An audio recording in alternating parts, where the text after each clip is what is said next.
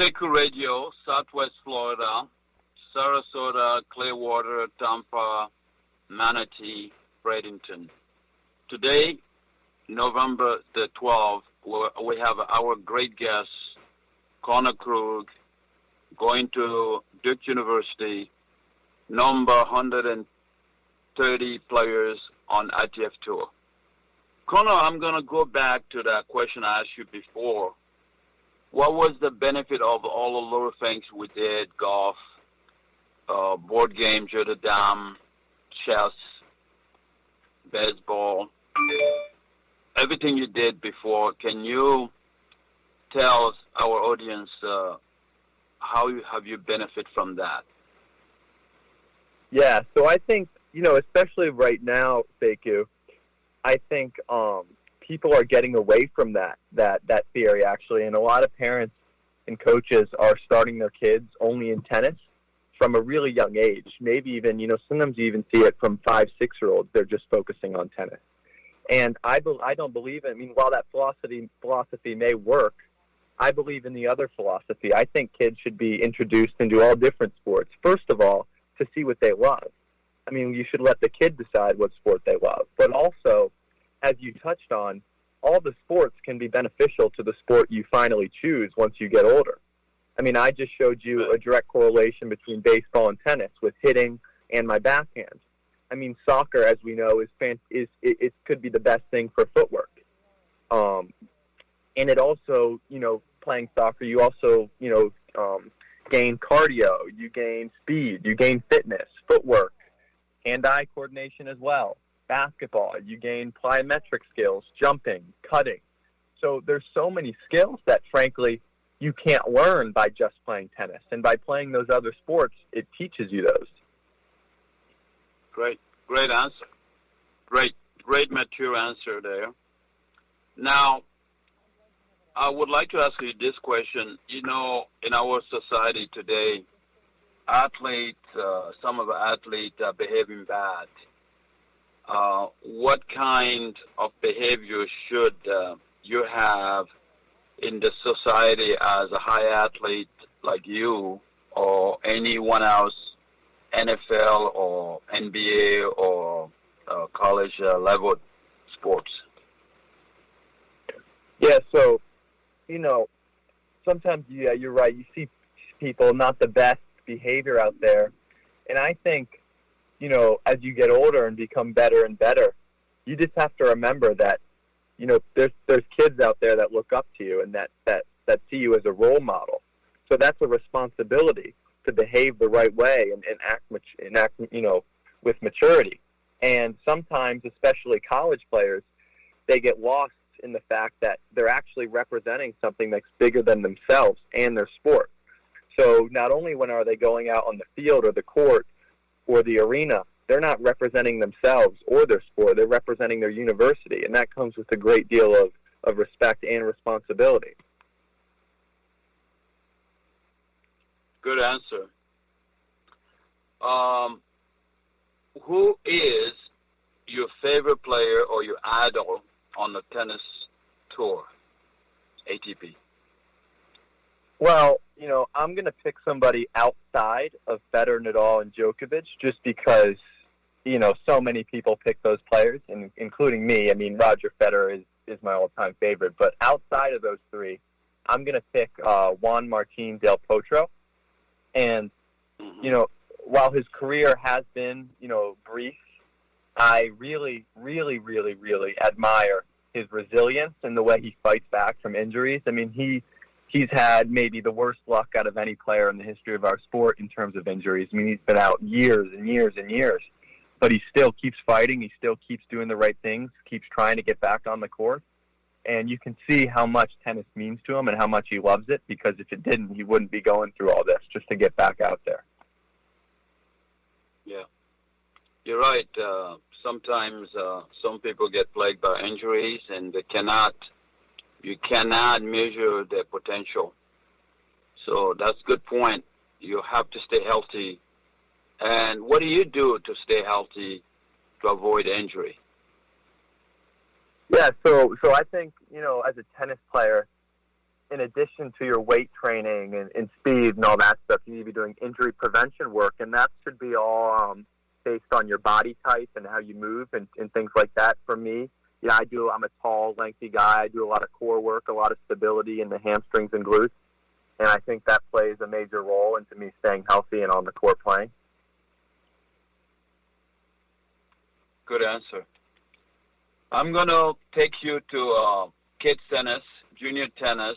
If you're joining us, this is KRUG Radio, world's millions of people listening to us. Today our guest is KRUG. We are in Southwest Florida in Sarasota, Bradenton. Connor, when my kids were growing up, they have to play with yellow ball. But now it's been introduction of orange ball, green dot. What is your opinion about all these little changes in balls in tennis? Yeah, I mean, I think it's okay. I mean, when you're young, you don't want to put, as maybe for the people listening out there, what Seku's talking about is there's balls for the younger kids that have less pressure in them, so they're not as hard. So when you're little and you're learning how to play, I think it's good because it puts less pressure on your arm and elbow and the joints in there. And they also make junior-sized rackets for the kids as well, so they're not swinging a full 27-inch racket, and which also helps them, being able to control the racket and hit the ball without putting stress on their arm. So I think it's all good. I mean, I think they put a lot of hard work into coming up with these new technologies, so I think they're all good, and they're a lot safer for the kids to play with now. Well, I know my son started playing tennis level 12 at age 6, 7. So you're going to tell every kid to play orange ball if the skill level is superior to orange ball? No, obviously it depends on the level of the player. Like your son, Junior, he was way past the level of an average 6 and 7-year-old. So he's playing what he should be. He's playing with the 12-year-olds as he should, because that's where his level is. So it all has to be dependent upon the kid and where they're at in terms of their game. Okay. All right. That was a good answer, Jake. I went Connor. Connor, that's the way I call him. That's my coach call to Connor. Connor, what is your intake on college, life after college? I know you're going to college. What are you going to do after college? Do you have any idea? Well, I got to go to college and see what really interests me and what I gravitate towards once I'm there. But I think as tennis players, depending on what level you get to in high school, like you said, everyone's different. Everyone's at different stages in their tennis. But I think for many Americans, college definitely shouldn't be overlooked because it does offer you something along with the tennis and education. So if the tennis doesn't work out, you always have another path to pursue. Great. But my real question is, let's say Connor go to Duke University and graduate. What's next in terms of tennis? Well, in terms of tennis? Yes. In terms of tennis?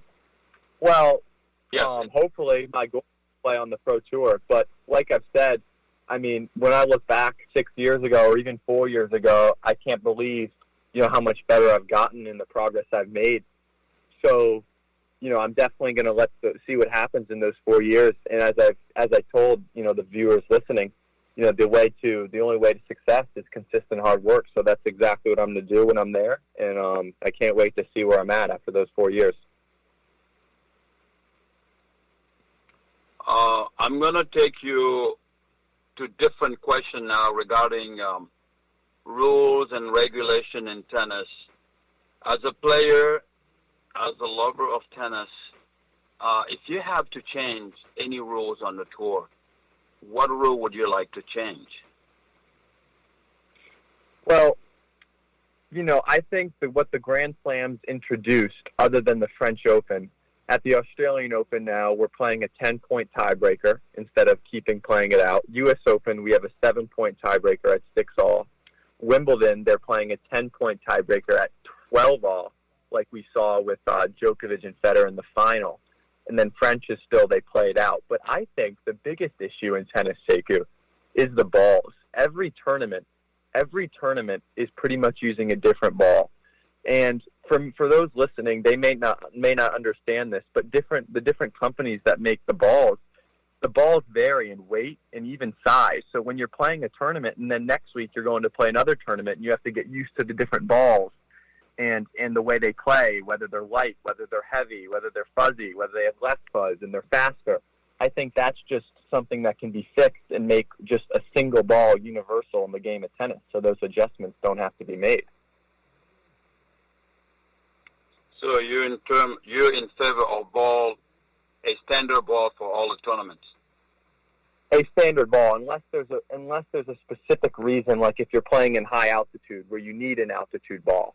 But I think there should be more familiarity within, the balls that we use. Because sometimes it's just, you could play 8 tournaments in the same conditions and you're using 8 different balls. And I don't see any reason for that. Good point. What about the subject of 5 sets in the men's?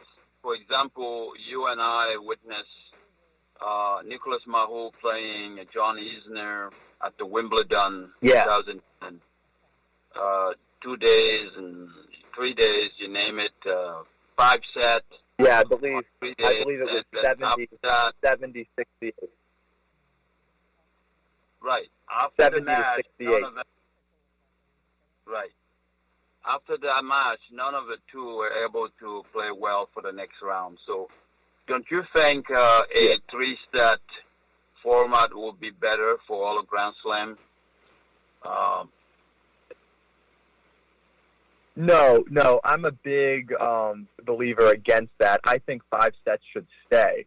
What I do believe in is what the Grand Slams have started to introduce, like Wimbledon. They play a 10-point tiebreaker at 12 games all. So that scenario where it went 70 to 68, which is, completely absurd, but that won't happen again. But it's still a 5-set match, and I'm a big believer in the 5 sets on the Grand Slam side for the men. I think it what it does is it favors the better player, but it also allows for fitness to play in, the mental aspect of the game, to stay out there for 5 sets and battle the whole time. And I'm a big believer in that. And I think if you went to two out of 3 sets, there'd definitely be a lot more upsets. But, I think 5 sets should stay, but I think there should be a cap at the end where they play a tiebreaker at a certain point instead of going 70, 68 like it did, which the Grand Slams are starting to introduce. All right. So that's your opinion. What is your opinion about the distribution of prize money? The top always get all the money. The golf PGA Tour, for example, top 300 in the world make their living out of golf. You think tennis should copy something from a PGA? Yeah, without a doubt. I think tennis, the money at the top, obviously, it's crazy. It's so much. But at the bottom, it really, really drops off. And I don't think people out there know how much it actually drops off. And what you're seeing right now, actually, with the coronavirus, they reduced the prize money overall. But Novak Djokovic has been a big help in this. But they've leveled out the money to where, like, let's say at the Paris Masters tournament this past week, the difference between each round is not so different. So you're getting a lot more for losing first round, whereas before it was basically, double each round. The money doubled, and the money was so little at the bottom, and it was like millions at the top. But Djokovic